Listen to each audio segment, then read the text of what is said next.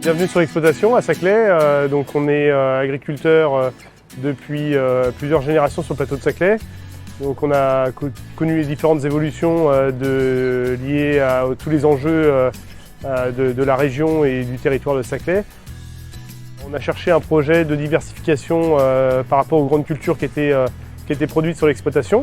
Donc on produisait essentiellement des céréales et du colza sur l'exploitation, et on a cherché à développer d'autres choses, et on s'est tourné assez rapidement vers le maraîchage et la vente directe pour valoriser notre espace agricole.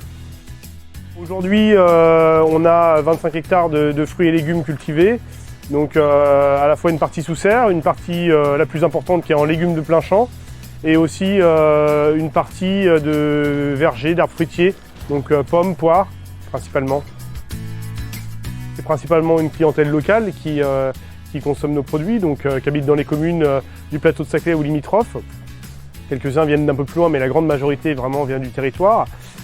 Et également, une petite partie de la production est vendue sous forme de panier dans les entreprises, et une autre partie sous forme de commandes groupées auprès des étudiants qui sont tous arrivés sur le plateau de Saclay. Comme on est parti de zéro en 2010, quand on a commencé le projet, il a fallu déployer toute l'exploitation pour qu'elle arrive à la taille actuelle. Et finalement, on n'a fait qu'accompagner la demande des consommateurs, et ça marche principalement par du bouche à oreille, puisque on a juste quelques informations des fois qu'on diffuse sur les réseaux sociaux ou par le biais de notre page internet de la ferme. Mais principalement, c'est du bouche à oreille, des gens qui passent devant, qui par hasard, qui ne connaissaient pas, qui s'arrêtent. Alors on se dit peut-être qu'on répondait à une attente des clients, enfin en tout cas nous on fait quelque chose qui nous plaît aussi.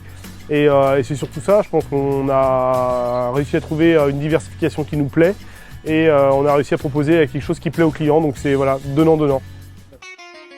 On entend parler de plus en plus, notamment par rapport aux problématiques énergétiques et de résilience des territoires. Le fait de manger local, ça fait déjà vivre un agriculteur à côté de chez soi, ça fait vivre une économie agricole, parce qu'on a aussi toute une équipe autour de nous qui travaille. Et ça fait vivre un territoire.